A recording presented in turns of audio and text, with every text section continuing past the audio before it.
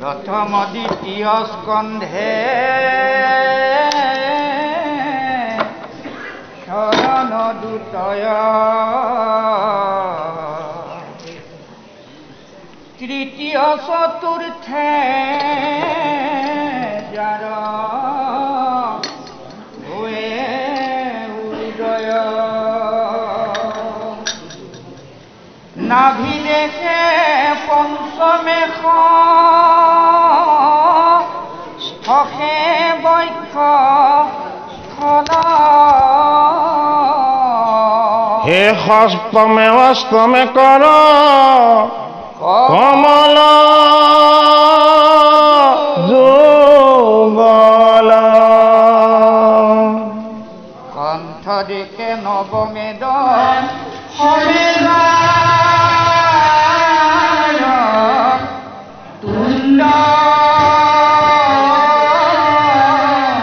एकादशे ललाटना द्वादशे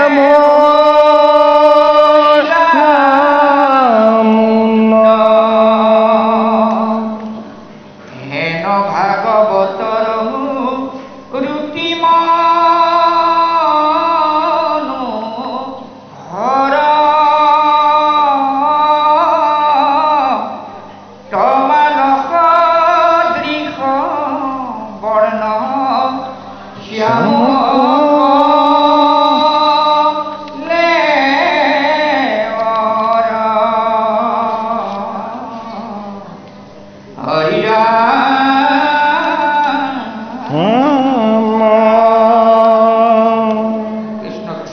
कृष्ण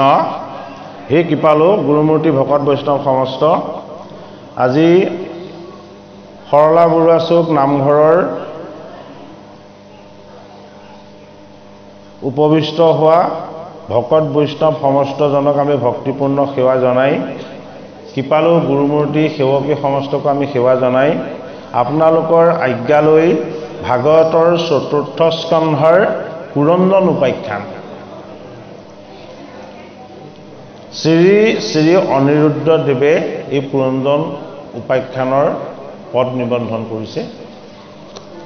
प्रथम अध्याय पद प्राचीन बहिर प्रति नारदर उपदेश हे जय जय कृष्ण द्वैत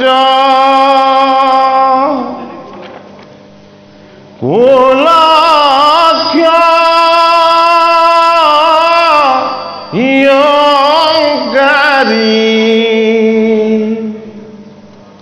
हे तारी लाजी बत जत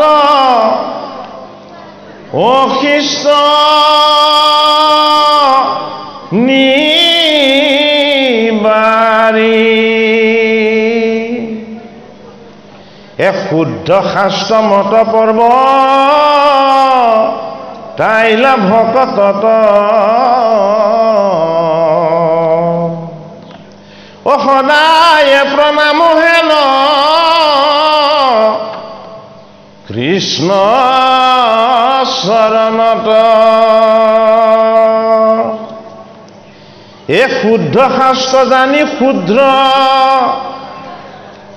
हुयाजी बसय अशुद्ध ईश्वरत शुद्ध सेवाए रमय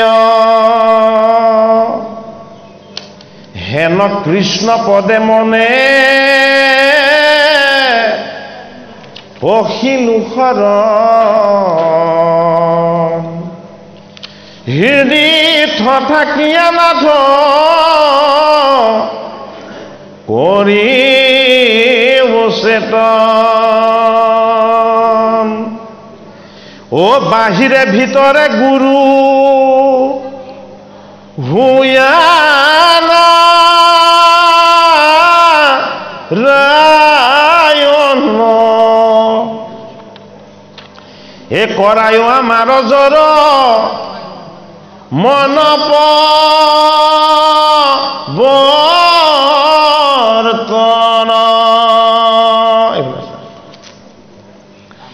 এ তোজো প্ৰসাদৰ কৃপা ও লেখে যেবে পাওঁ ও তোমাৰ গুণক কিছু বৰ্ণাই বাকচাওঁ এ নন্দ ঘৰে গোকুলত কিৰিলাই অপাৰ গুণ প্ৰকাশিয়া কৈ লোৱা জগত নিচাৰ মহাজন সবে তাক কৰিয়া কীৰ্তন ও দুৰ্গতি তৰিলা ভজি যাহাৰ চৰণ এ ভক্ত সমেত মাধৱত পখিয়া শৰণ চতুৰ্থ স্কন্ধৰ কথা কৰুণী ৰূপন এই মহাভাগৱত কথা অপ্ৰাচীন ব্ৰহিত ও নাৰদে কহিলা পুৰণ জনৰ চৰিত এ প্ৰাচীন বহিৰ পুত্ৰ পছে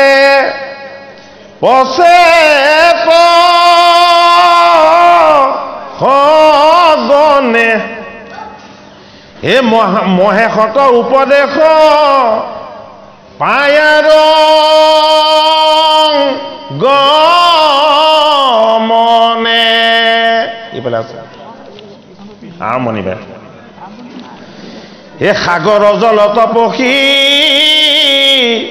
এ অযুত বৎসৰ এ তপস্যা কৰিয়াৰা সন্ত গদাধৰ ও সেহিবালা মহাৰাজা প্ৰাচীন বৰিষ এ যজ্ঞ কৰিবাক মনে কৰিয়া হৰিষ এ অসংখ্যাত পশু কৰি হে আছে কথা ও মহাঋষি নাৰদে দে খিলা বিদ্যমান এ মূঢ়মতী ৰাজা ইটো নজানে ধৰ্মক এ পশু কাটি ইচ্ছা কৰে উত্তম স্বৰ্গক ও এহি বুলি নাৰদ গৈ হে লন্ত তাৰ ঠাই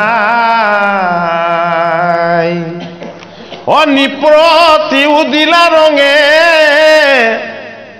আসন বহাই কম কম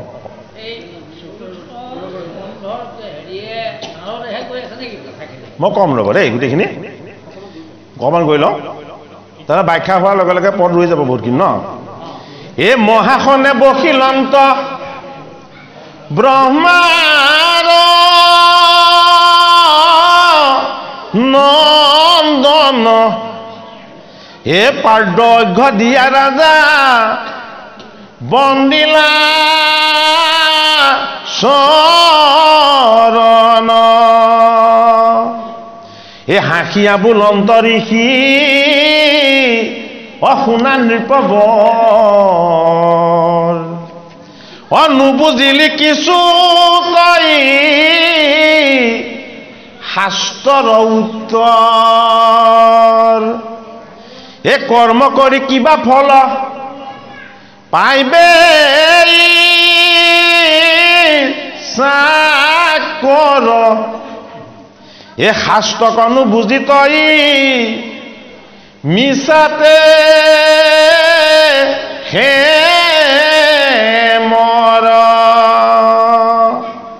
ভাগৱতৰ চতুৰ্থ স্কন্ধৰ অন্তিমত দিছে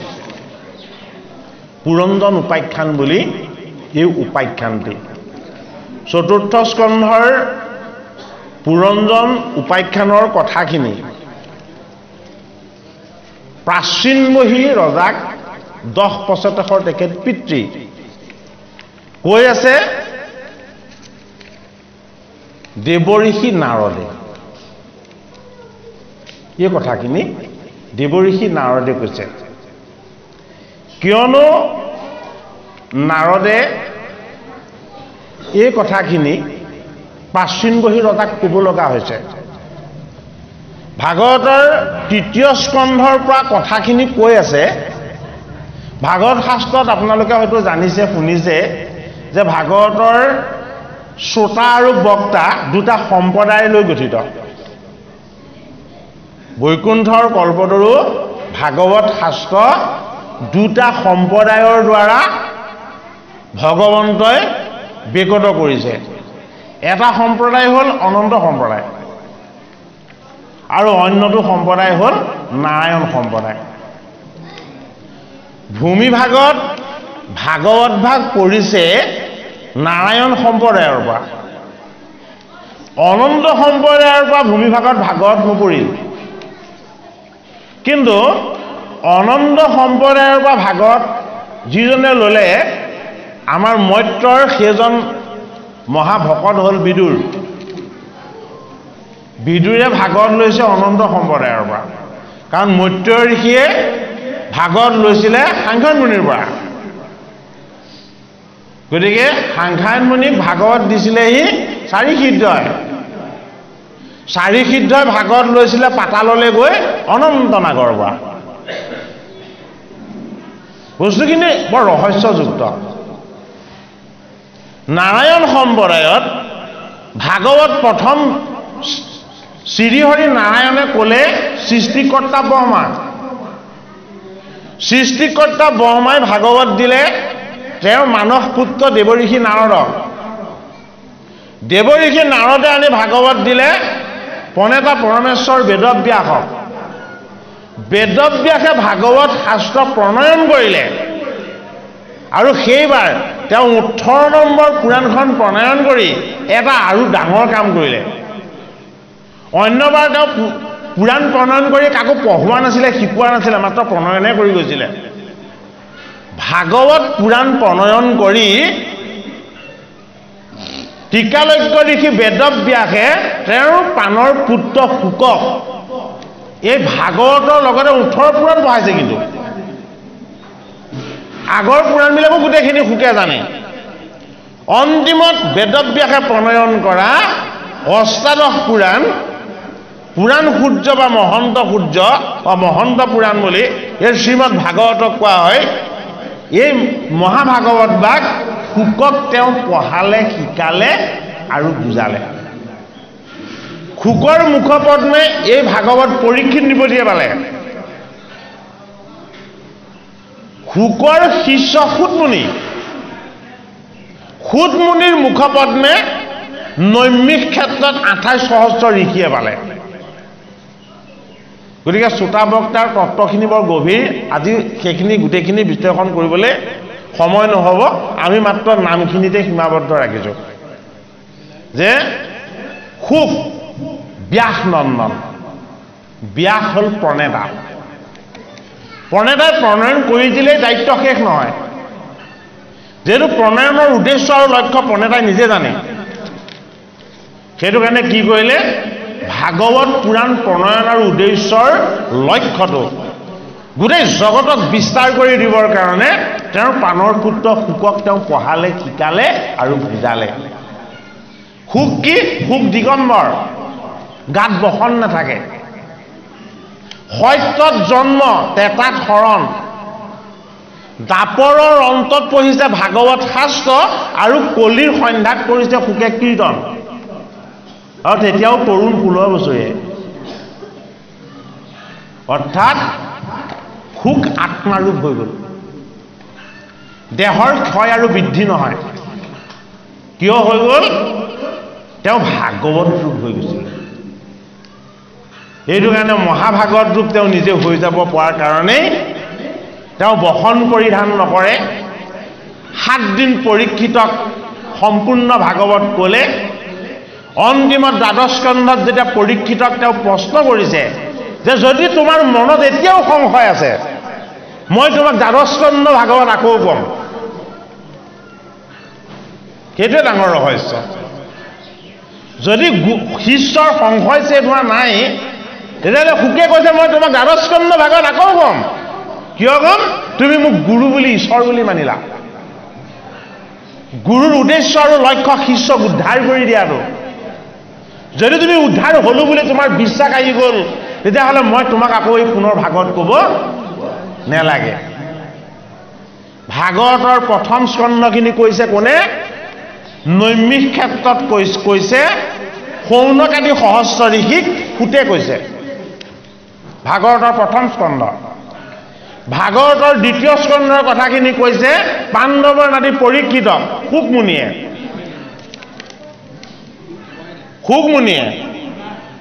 ভাগৱতৰ তৃতীয় স্কন্ধৰ কথাখিনি কৈছে মৈত্ৰেয় ঋষিয়ে কাক কৈছে বিদুৰক কৈছে ভাগৱতৰ চতুৰ্থ স্কন্ধৰ কথাখিনিও মৈত্ৰেয় ঋষিয়ে বিদুৰক কৈ আছে তত্ত্বগত অৰ্থত আমি বুজিব লাগিব কিয়নো একেজনকে কোৱা কথাখিনিকে আমাক ভাগৱতত দিয়া নাই প্ৰথম কিয় সুতে ক'লে শৌনকাদি সহস্ৰ ঋষিক দ্বিতীয়ত কিয় শুকে ক'লে পাণ্ডৱৰ নাতি পৰীক্ষিতক তৃতীয়ত কিয় বিদুৰক কৈছে মৈত্ৰেয় ঋষিয়ে এই তিনিটা তত্ত্ব এই তিনিটা তত্ত্ব আগত ৰাখি ভাগৱত আগবাঢ়িছে এইটো কাৰণে চতুৰ্থ স্কন্ধৰ অন্তত কি দিছে পুৰঞ্জন উপাখ্যান পুৰঞ্জন মানে জীৱ এই জীৱৰ আখ্যানটো কেনে হ'ব চতুৰ্থ স্কন্ধ আৰম্ভ হৈছে মনু আৰু মনু কন্যাসকলৰ বিৱৰণৰ দ্বাৰা মনু কন্যাসকলৰ বিৱৰণৰ পাছত যেতিয়া মনু কন্যাসকলৰ বিবাহ আদি সম্পাদন হৈছে ভাগৱতৰ চতুৰ্থ স্কন্ধত আৰম্ভ হৈছে কি শিৱ আৰু দক্ষৰ বিৰোধ শিৱ দক্ষৰ বিৰোধৰ পাছতে কি হৈ গ'ল শিৱ দক্ষৰ বিৰোধৰ পাছতে ক্ৰমে ধ্ৰুৱ চৰিত্ৰ অংগৰ কাহিনী বেন ৰজাৰ কাহিনী পৃথুৰ পৃথিৱী দোহন ইত্যাদি তত্ত্বৰে ভাগৱতৰ চতুৰ্থ স্কন্ধৰ আধ্যাত্মিক তত্ত্বখিনি আগবাঢ়িছে ভাগৱতৰ চতুৰ্থ স্কন্ধ সমাপ্ত হৈছে কিহেৰে এই পুৰঞ্জন উপাখ্যানেৰে গতিকে গোটেইখিনি পাঠ কৰি গোটেই কথাখিনি ক'বলৈ কোনো কাৰণত এটা দিনত এটা স্কন্ধৰ সম্ভৱ নহয় অকণমান ৰেণুহে আমি স্পৰ্শ কৰিব পাৰিম গতিকে মনু আৰু মনু কন্যা হয়নে মনু এজন বৈষ্ণৱ ভাগৱত মহন্ত পুৰাণ মানে যি এই ভাগৱতৰ ভাগ লৈছে সি মহামহন্ত হ'বলৈ গৈ আছে মহামহন্ত হ'বলৈ যদি যোৱা নাই তেতিয়াহ'লে ভাগৱতে তেওঁক স্পৰ্শ দিয়া নাই মহামহন্ত হ'বলৈ হ'লে ভাগৱতৰ স্পৰ্শ পাব লাগিব সেইটো কাৰণে ভাগৱতক কি বুলি কোৱা হয় মহন্ত পুৰাণ বুলি কোৱা হয় এই ভাগৱতৰ স্পৰ্শ বা ইয়াৰ গন্ধ বা সুগন্ধি যিজনে পাই থাকে বা পাবলৈ আৰম্ভ কৰে সেইজন মহান গুণৰ গৰাকী হৈ যাব পাৰে কিন্তু মানুহৰ গুণবিলাক ক্ষণস্থায়ী মানুহৰ বয়স বাগৰাৰ লগে লগে গুণবিলাকৰ পৰিৱৰ্তন হৈ থাকে ভাগৱত শাস্ত্ৰই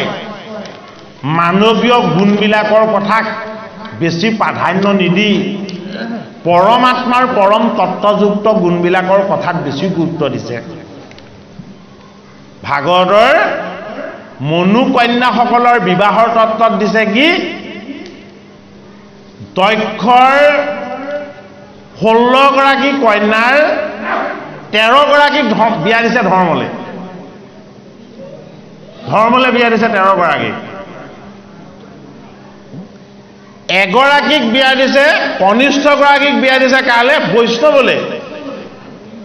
বৈষ্ণৱ কোন বৈষ্ণৱ শিৱ এই বৈষ্ণৱ শিৱলে বিয়া দিছে কাক সতীক সাধা নামৰ কন্যাগৰাকীক বিয়া দিছে কালে অগ্নিগণলে আৰু পিতৃগণলৈ এগৰাকী কন্যা বিবাহ দিছে এই 16 গৰাকী দক্ষ কন্যাৰ তত্ত্বৰে ভাগৱত শাস্ত্ৰৰ 4ৰ্থ স্কন্ধত আমাক জনাব বিচাৰিছে যে আমি নিজৰ বিষয়ে কি জানিলো আমি আমাৰ নিজৰ বিষয়ে কি অনুভৱ কৰিব পাৰিলো সেইটো কাৰণে তিনিটা বৃত্তি আমাৰ লগত আছে এটা ৰজগুণ হ'ল আমাৰ দেহ তত্ত্ব এই দেহক বৰ্তাই ৰাখিবৰ কাৰণে আমি উচিত অনুচিত বিচাৰ নকৰাকে কেতিয়াবা কাম কৰোঁ এই উচিত অনুচিত বিচাৰ নকৰাকে যিবোৰ কৰ্ম কৰা যায় সেয়া হ'ল তমগুণী কৰ্ম ৰজগুণী দেহ তমগুণী কৰ্ম এই দুটা কেৱল পাপৰ কাৰক এই বস্তু দুটা কেৱল পাপৰ কাৰক এই পাপৰ পৰা উদ্ধাৰ কৰিব পাৰে কিহে সাত্বিক শুদ্ধ বিচাৰ বুদ্ধিয়ে এই সাত্বিক শুদ্ধ বিচাৰ বুদ্ধিটো জীৱৰ সম্পত্তি নহয় দেহৰ সম্পত্তি নহয় এইটো সাধনা আৰু সিদ্ধিত লাভ কৰা ঈশ্বৰীয় সম্পত্তি সেইটো কাৰণে 4ৰ্থ স্কন্ধত দিছে কি শিৱ আৰু দক্ষৰ বিৰোধ দক্ষ হ'ল প্ৰজাপতি তেওঁক ব্ৰহ্মাদেৱে প্ৰজাপতি পাতি দিছে আৰু শিৱ হ'ল কৈলাশপতি এজন প্ৰজাপতি এজন কৈলাশপতি দুইজনৰ ভাৱ চিন্তন আৰু মনন এক নহল কেনেকুৱা হ'ল বিপৰীত হ'ল শিৱই সাধনা কৰে অন্তৰ্মুখী দক্ষই কৰ্ম কৰে বাহ্যিকমুখী এটা কোনটো শ্ৰেষ্ঠ আমি জীৱ হৈ যে জগতলৈ আহিলো আমি সদায় বাহ্যিকমুখী কৰ্মতে ব্যস্ত হৈ আছো দক্ষতা সম্পন্ন শিক্ষাৰ ব্যৱস্থাৰ কথা কোৱা হৈছে দক্ষতা বিকাশৰ কথা কোৱা হৈছে হয়নে বাৰু এই দেহটোত প্ৰজাৰূপেৰে প্ৰতিপালিত হৈ আছে আমাৰ 10টা ইন্দ্ৰিয় সেইটো কাৰণে 10জন প্ৰজাৰ প্ৰতিৰূপী স্বামী হ'ল দক্ষ প্ৰজাপতি কি এই দেহটো হ'ল প্ৰজাপতি এই দেহটোতে আশ্ৰয় লৈ আছে কিহে 10টা ইন্দ্ৰিয় একাদশ ইন্দ্ৰিয় মন এই দেহটোৰ লগত এক হৈ আছে কি জীৱৰূপী শিৱ দেহ আৰু জীৱ পুৰুষ প্ৰকৃতিৰ অভিন্ন তত্ত্ব এই তত্ত্বক যদি আমি জানি ল'ব নোৱাৰো শাস্ত্ৰৰ দ্বাৰা ভকতিৰ দ্বাৰা ঈশ্বৰ সেৱাৰ দ্বাৰা তেতিয়াহ'লে আমি আত্মা ঈশ্বৰৰ পৰিচয় লাভ কৰিব নোৱাৰিম ভাগৱত শাস্ত্ৰই আত্মা ঈশ্বৰৰ পৰিচয় দিব বিচাৰিছে আত্মা ঈশ্বৰৰ পৰিচয় পালে জীৱই পৰমাত্মাক দৰ্শন পাব যদি জীৱই পৰমাত্মাক দৰ্শন নাপায় তেতিয়াহ'লে গোটেই জন্মবিলাকত আয়তাত চক্ৰত এই জন্ম মৃত্যুৰ চকৰিটোত ঘূৰি থাকিব লাগিব পুনৰপি জনমং পুনৰপি মৰণং হৈয়ে থাকিব লাগিব। চতুৰ্থ স্কন্ধত জন্ম মৃত্যুৰ অতীত হৈ ঈশ্বৰৰে এজন পৰম বৈষ্ণৱ হৈ সাধনা কৰি দেখুৱাইছে সহস্ৰ বছৰ। সহস্ৰ বছৰ মানে 1000 বছৰ। 1000 বছৰ বাচি থাকে জানো? কাৰ 1000 বছৰ বাচি থাকিব? লুটিখাটো মামৰ ধৰি ক্ষয় যাবলৈ আৰম্ভ কৰিব। ভাগৱত শাস্ত্ৰত চতুৰ্থ স্কন্ধত আমাক দেখুৱাইছে ঈশ্বৰে তোমাৰ লগত এটা বস্তু দি পঠিয়াইছে। এই বস্তুটো সহস্ৰ বছৰ থাকে, সহস্ৰ বছৰেও ই শেষ নহয়। এই বস্তুটোৰ লগত তোমাৰ পৰিচয় হৈ লওক। সেই পৰিচয়টোৱে কি? পুৰঞ্জন উপাখ্যান। আমি যদি পুৰঞ্জন উপাখ্যান নেজানো, আমাৰ ভগৱন্তত ভকতি হলেও এই ভকতি উপৰুৱা হ'ব, গভীৰ নহ'ব। সেইটো কাৰণে আত্মা ঈশ্বৰৰ পৰিচয়টো পোৱাৰ ব্যৱস্থাটোৱে হ'ল কি? পুৰঞ্জন উপাখ্যান। কাক কৈছে? 10 পঁচেতকৰ পিতৃ প্ৰাচীন বহি। এই 10 পঁচেতক কি? এই 10 পঁচেতক হ'ল আমাৰ দেহৰ 10টা ইন্দ্ৰিয় তত্ত্ব অৰ্থত। এই দেহৰ 10টা ইন্দ্ৰিয়ৰ শক্তি আৰু সামৰ্থ্য কি? শক্তি আৰু সামৰ্থ্য হ'ল ঈশ্বৰ। কিন্তু ঈশ্বৰে ইন্দ্ৰিয়কেইটাক প্ৰত্যক্ষভাৱে ধৰি নাথাকে। সেইটো কাৰণে কিহে ধৰি থাকে? পঁচেতক ধৰি থাকে। কিহে ধৰি থাকে? প্ৰাচীন বহিয়ে। এই প্ৰাচীন বহি নামৰ ঋষি বা ৰজাজনৰ তত্ত্বটোৱে আমাক বুজাব বিচাৰিছে তুমি পুৰাতন প্ৰাচীন পুৰুষৰ অংশ। এই পুৰাতন প্ৰাচীন পুৰুষৰ অংশ জীৱই যেতিয়াই এটা দেহ পায় তেতিয়া ই প্ৰাচীন পুৰুষক পাহৰি পেলায়। ই তেতিয়া নতুন বুলি নিজকে ভাবিবলৈ বাধ্য হয়। আৰু তেতিয়া কি হয়? ই দেহৰ সুখ ভোগ আৰু বিলাসত লাগি যায়। চতুৰ্থ স্কন্ধত এতিয়া আমাক সেইখিনি কথা দিছে। কি কথা দিছে? প্ৰাচীন বহি ৰজাৰ 10জন পুত্ৰ 10 পঁচেতক 10,000 বছৰ ধৰি জলত কি কৰিব? ৰুদ্ৰক স্তুতি কৰিব। 10,000 বছৰ কিমান বছৰ? ভাবিব নোৱাৰা বছৰ। ভাগৱতৰ কথাবিলাক, পৰিমাণবিলাক, সংখ্যাবিলাক যদি আমি মৈত্ৰৰ অংকৰে সৈতে কৰি চাওঁ তেতিয়াহ'লে ইয়াৰ উত্তৰ একো নোলাব।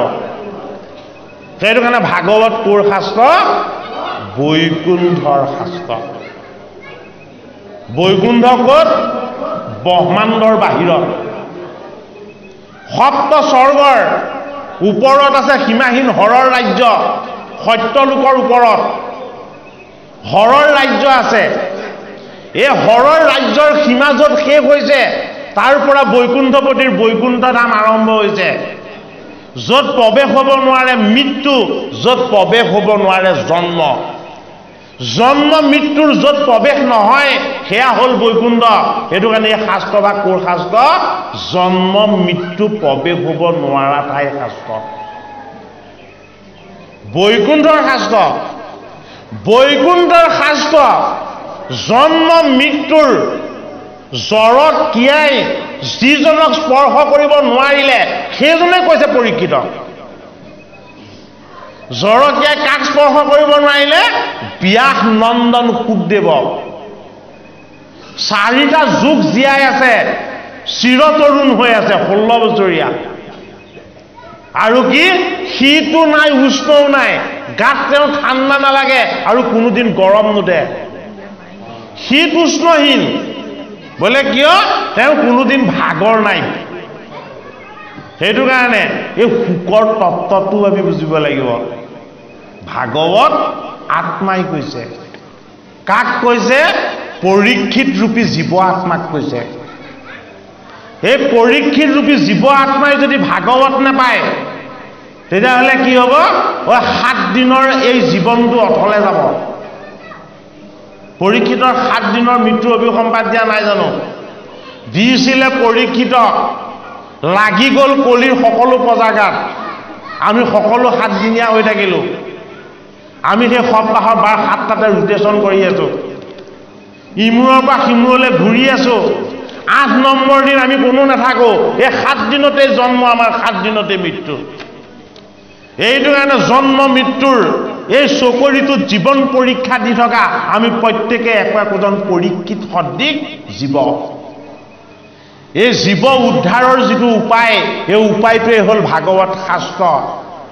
এতিয়া শিৱ তক্ষৰ বিৰোধৰ কথাখিনি অকমান ক'ব লাগিব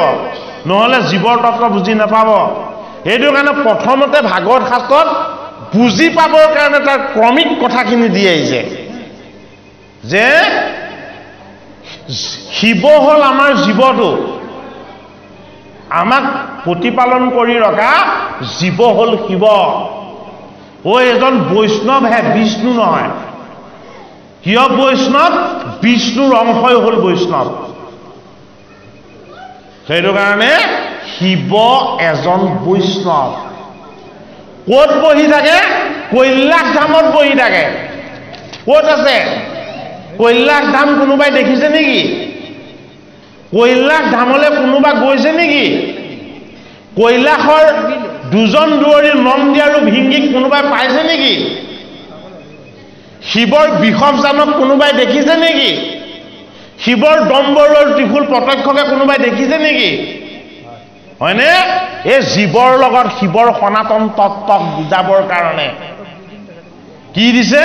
আমাক এই ঈশ্বৰীয় বস্তুবিলাক ৰূপক ৰূপত দেখুৱাইছে তথ্য আমাৰ দেহৰ তত্ত্ব এই দেহৰ তত্ত্বক প্ৰতিপালন কৰি আছে কোনে এই দক্ষৰ জোঁৱায়েক নামটো কি নামটো শিৱ এই শিৱ মানে আমাৰ জীৱ এই জীৱৰ মৃত্যু নাই সেইটো কাৰণে পাৰ্বতীয়ে সুধিছিলে যে মোৰ গলত থকা 27টা মুণ্ডই তোমাৰ ভাগৰ বুলি ক'লা মই 27 বাৰ মৰিলো আৰু তুমি কিয় এবাৰ মৰা নাই পাৰ্বতীৰ গলত 27টা মুণ্ডৰ মালা আছে শিৱৰ গলত এই 27টা মুণ্ড কাৰ বুলি পাৰ্বতীয়ে সুধিলে আৰু তেতিয়া শিৱই উত্তৰ দিলে এই 27টা মুণ্ডই তোমাৰ বোলে কিয় তোমাৰ যেতিয়াই মৃত্যু হয় তোমাৰ মুণ্ডটো মই মোৰ কণ্ঠত মালা কৰি পিন্ধি লওঁ বোলে মই 27 বাৰ মৰিলো তুমি কিয় এবাৰো মৃত্যু হোৱা নাই বোলে তুমি জন্ম হৈ ভুল কৰি আছা আৰু মই জন্ম হোৱাৰ পাছত সেৱা কৰি আছো তুমি জন্ম হৈ মোৰ হাক বচন নেমানি তুমি ভুল কৰাৰ কাৰণে তোমাৰ মৃত্যু হয় আৰু মই জন্ম হৈ কোনোদিন ভুল নহবৰ কাৰণে মই সদায় হিষিকেশক উপাসনা কৰি থাকো সেইটো কাৰণে মই কি পাইছো তেওঁৰ আশীৰ্বাদৰ বলত একেটা দেহকে লৈ মই তেওঁক উপাসনা কৰি থাকিব পাৰিছো গতিকে কি বুজালে ঐ আমাৰ লগৰ জীৱই হ'ল শিৱ এই শিৱ বৈষ্ণৱ বিষ্ণুৰ অংশ এই শিৱৰ মৃত্যু নাই কি আছে গতি আছে আৰু সংস্কাৰ আছে এই গতি আৰু সংস্কাৰ যদি কেনেবাকে জীৱই পাই যায় তেতিয়াহ'লে সেই জীৱ কি হৈ যায় উদ্ধাৰ হৈ যায় এইটো কাৰণে কৈলাশ ধামত গৈ মহাবৈষ্ণৱ শিৱক দেৱতা সকলেও তুতি নতি আৰু উপাসনা কৰে ভাগৱতৰ 8ম স্কন্ধত আছে অমৃত মন্থন অমৃত মন্থনৰ প্ৰাৰম্ভতে যেতিয়া কালকুট ওলালে দেৱতা অসুৰ যেতিয়া জ্বলিবলৈ ল'লে এই কালকুলৰ প্ৰভাৱত যেতিয়া মৃত্যু মুখত পৰিবলৈ ল'লে তেতিয়া ব্ৰহ্মাদেৱে ক'লে ৰক্ষাৰ উপায় এটাই আছে বোলে কি বোলে কৈলাশ ধামত মহাযোগ তপ আচৰণ কৰি আছে পৰম বৈষ্ণৱ শিৱ তোমালোকে শিৱক মাতি আনা ভগৱানক মাতিবলৈ কিয় নক'লে কিয় শিৱক মাতিবলৈ ক'লে ভগৱানক কোনেও প্ৰত্যক্ষভাৱে পাব নোৱাৰে ভাগৱত শাস্ত্ৰই দেখাইছে জীৱ সন্তুষ্ট হ'লেহে ঈশ্বৰ সন্তুষ্ট হ'ব যদি জীৱ সন্তুষ্ট নহয় তেতিয়াহ'লে কেতিয়াও ঈশ্বৰ সন্তুষ্ট নহয় গতিকে আমাক প্ৰতিপালন কৰি থকা জীৱ বোলে কি 3 গুণত বান্ধ খাই আছে সেইটো কাৰণে শিৱৰ হাতত এডাল ত্ৰিশূল দিয়া আছে এই ত্ৰিশূলডাল হ'ল 3 গুণৰ প্ৰতীক আমাৰ জীৱটো 3 গুণত বান্ধ খাই আছে 17তম এইটো কাৰণে সাধনা আৰু সিদ্ধিৰ দ্বাৰা কৈলাশপতি গুণমুক্ত হৈ গৈছে তেওঁ কি তেওঁ গুণৰ ঈশ্বৰ শিৱক বৈষ্ণৱ বুলিও কোৱা হয় ঈশ্বৰ বুলিও কোৱা হয় ঈশ্বৰ বুলি ক'লেও তেওঁ গুণৰ ঈশ্বৰ বুলি কোৱা হয় কিয় গুণৰ ঈশ্বৰ তেওঁ উপাসনাটো নিৰ্গুণ গুণত থাকি নিৰ্গুণৰ উপাসনা কৰে কিবয় এই শিৱৰূপী জীৱৰ তত্ত্বটো চতুৰ্থ স্কন্ধত গভীৰভাৱে বুজাবলৈ গৈ জীৱৰ স্বৰূপক নজনাৰ কাৰণটো দেখালে বোলে কি বেন ৰজাৰ কাহিনী অংগৰ কাহিনী ভাগৱতৰ চতুৰ্থ স্কন্ধত আছে অংগৰ কাহিনী অংগ হল কি এজন ৰজা এই অংগৰ পুত্ৰ হল কোন এই অংগৰ পুত্ৰ হল বেন বেন কি বেন দুৰ্জয় দুৰ্জন কাৰো কথা নুশুনে হাক বচন একো নেমানে আৰু শেষৰ সপ্ত ঋষি আহি তেওঁক বুজনি দিলে যে তুমি বৰ ভাল বংশৰ তোমাৰ পিতৃ অংগ এজন অতি বৈষ্ণৱ জ্ঞানী লোক তুমি তেনে লোকৰ সন্তান হৈ কিয় এনেকুৱা অহিত কৰ্ম কৰিছা তেতিয়া বেনে ঋষিসকলক আক্ৰমণ কৰিবলৈ গ'ল ঋষিসকলক বেয়া ব্যৱহাৰ কৰিলে ঋষিৰ শক্তি নেজানে বেনে কি কৰিলে সপ্ত ঋষিয়ে বেনক বাক্যৰে সতি বধ কৰি দিলে বোলে তোৰ দৰে দুৰ্জন জীয়াই থাকিব নালাগে তোৰ এতিয়াই মৃত্যু হওক বেন উশাহ ল'ব নোৱাৰি লগে লগে মৃত্যু মুখত পতিত হ'ল কি কৰিলে মাকে দেহাটো ভালদৰে সাঁচি সামৰি থৈ দিলে মত্যত ৰজা নোহোৱা হ'ল অৰাজক হ'বলৈ ল'লে পুনৰ আকৌ ঋষিসকলক কি কৰিলে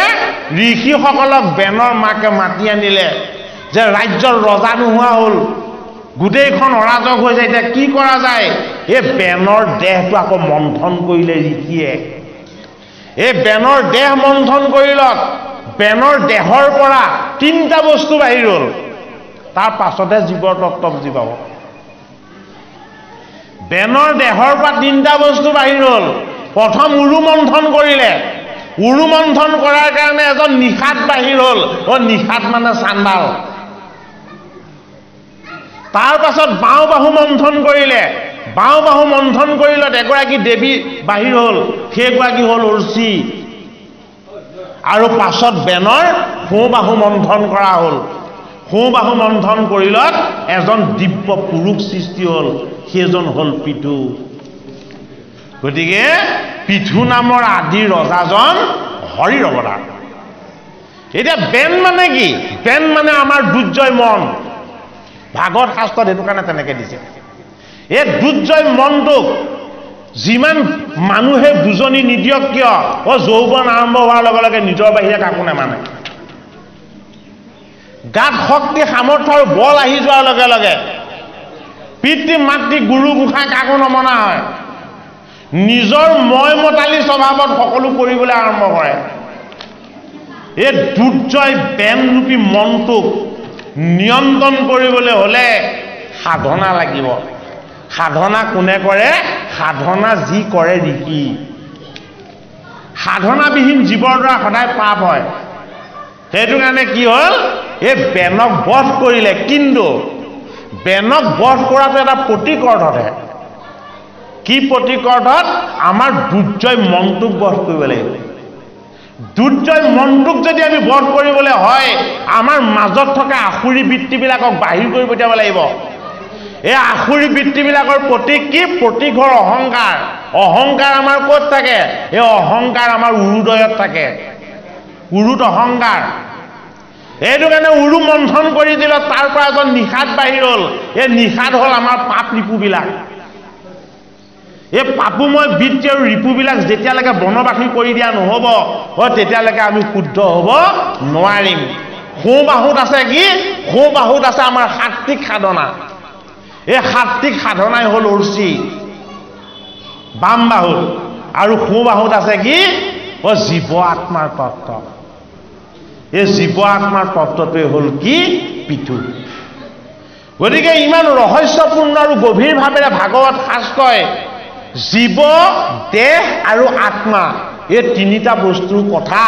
আমাক খুব ভালদৰে বুজাব বিচাৰিছে কেনেকে বুজাইছে কথাখিনি গুণময় নহয় আত্মাৰ কথাখিনি নিৰ্গুণ আত্মাৰ কথাখিনি নিৰাকাৰ আত্মাৰ কথা সত্য শুদ্ধ ঐচিন্ত অনন্ত আৰু সনাতন সেইটো কাৰণে কি কৰিছে আত্মাৰ লগত এক হ'ব বিচৰা যিবিলাক ঈশ্বৰীয় তত্ত্ব আছে এই তত্ত্ববিলাকক কাহিনী আৰু ৰূপকৰ দ্বাৰা আমাক কি কৰিব বিচৰা হৈছে ঈশ্বৰ জ্ঞান দিব বিচৰা হৈছে অশস্ত্ৰ সৰ্ববিখ্যানম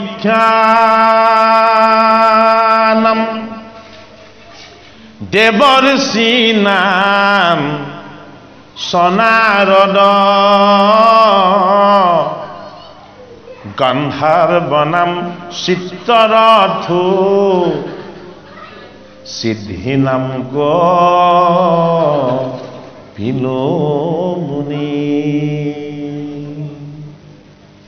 অশস্ত্ৰ সৰ্ববিখ্যানম দেৱৰ্ষি নাম সনাৰদ গন্ধৰ্বনাম চিত্তৰথো সিদ্ধি নাম গোপিলোমুনি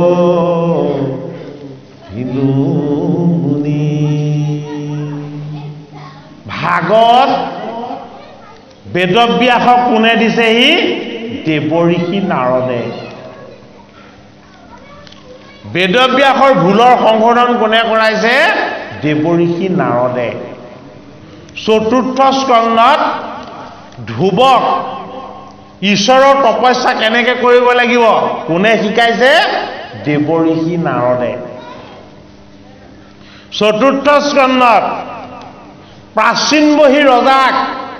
জীৱৰ জ্ঞান দিছে ই কোনে দেৱৰ্ষি নাৰদে একাদশ স্কন্ধত বসুদেৱক তিনিবাৰ জন্ম ল'ব হোৱাৰ কাৰণ কোনে জনালেহি দেৱৰ্ষি নাৰদে হয়নে অশস্ত্ৰ সৰ্ববিখ্যানাম দেৱৰ্ষি নাম সনাৰদ অশস্ত্ৰ বৃক্ষ মানে আহঁত বৃক্ষ ঐ আমাৰ মাধুৰী আহঁতৰ কথা কোৱা নাই পথাৰৰ মাজত থকা আহঁত গছজোপাৰ কথা কোৱা নাই আহঁত কি সংসাৰ বৃক্ষ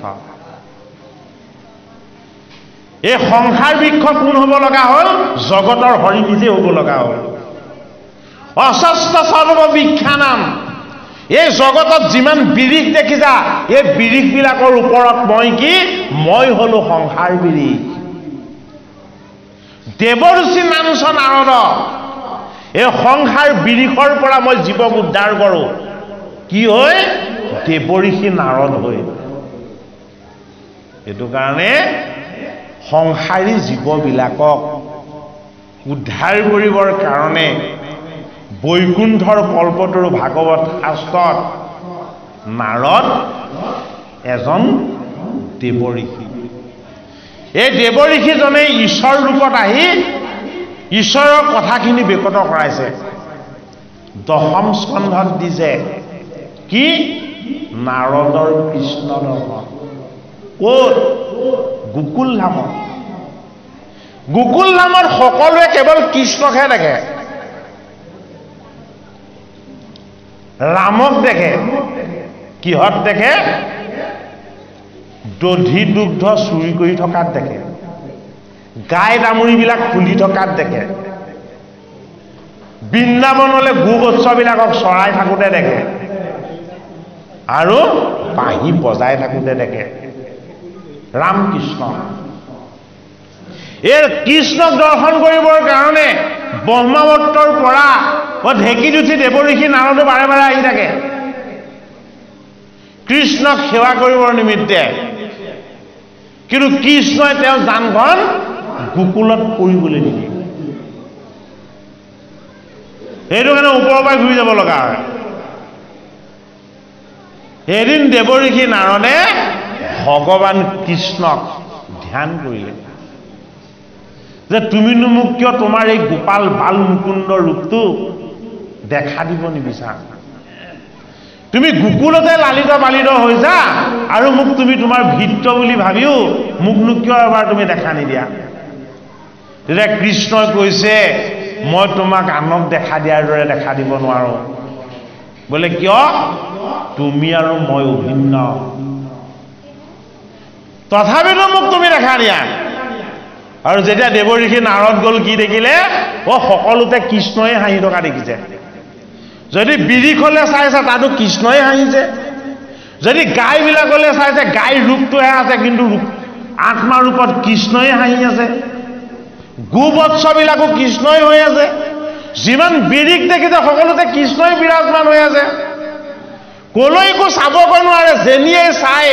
তেনিয়েই দেৱঋষি নাৰদে কেৱল কৃষ্ণক দেখে অস্বস্থ সৰ্ববিখ্যানাম দেৱঋষি নামজন নাৰদ মোক সকলোতে দেখা পাই যাব কি হ'ব লাগিব দেৱঋষি হ'ব পাৰিব লাগিব নাৰদ হ'ব পাৰিব লাগিব গোকুলত মোক গোপীয়ে গাখীৰ চুৰ কৰা দেখে মাখন চুৰ কৰা দেখে চিট চুৰ কৰা দেখে কিন্তু সকলোতে গোপীয়ে মোক কোনোদিন নেদেখিলে একদিন আহিছিলে মাত্ৰ মোক চাবলৈ কৃষ্ণ দৰ্শন কৰিবলৈ গোকুল ধামৰ প্ৰতিটো বস্তুত দেৱঋষি নাৰদে কেৱল কৃষ্ণক দেখা পালে এইটোৱেই কৃষ্ণ দৰ্শন অৰ্থাৎ কি ভগৱান কৃষ্ণ সৰ্বত্ৰ বিৰাজমান সৰ্বত্ৰ বিৰাজমান বুলি যেতিয়ালৈকে কৃষ্ণক বুজি নাপাব তেতিয়ালৈকে কৃষ্ণৰ শুদ্ধ ৰূপটো কেতিয়াও দৰ্শন নহয় ভাগৱত কৃষ্ণৰ গুণ যশ আৰু লীলা এই কৃষ্ণৰ গুণ যশ আৰু লীলা কাক লাগে এই দেহটোক নেলাগে এই দেহটোক কি লাগে দেহটোক কেৱল সুখ লাগে ই দুখৰ বিন্দু মাত্ৰ ভাগ নিবিচাৰে হয়নে যি কেৱল সুখ বিচাৰে তাৰ মনত এখন স্বৰ্গ থাকে কি স্বৰ্গ মনেৰে নিৰ্মাণ কৰা সুখৰ স্বৰ্গ ভাগৱত শাস্ত্ৰই কৈছে দেৱঋষি নাৰদে প্ৰাচীন বহি ৰজাক কৈছে তুমি এই পশুবিলাক যে যজ্ঞত বলি দিবৰ কাৰণে গোটাইছাহি স্বৰ্গৰ সুখ লাভ কৰিবৰ কাৰণে ইয়াৰ পৰা কি সৃষ্টি হ'ব তুমি নাজানা বেদত ক'লে যজ্ঞ কৰা যজ্ঞ কৰিলে তোমাৰ সুখ শান্তি আৰু আনন্দ হ'ব আৰু তুমি তাকে কৰিবলৈ লৈছা হে প্ৰাচীন বহি তোমাৰ জীৱনৰ এটা ডাঙৰ ভুল এই ভুলটো তুমি শুধৰাব লাগিব এই পশুবিলাকক বধ কৰা আৰু ঈশ্বৰক আক্ৰমণ কৰা একো পাৰ্থক্য নাই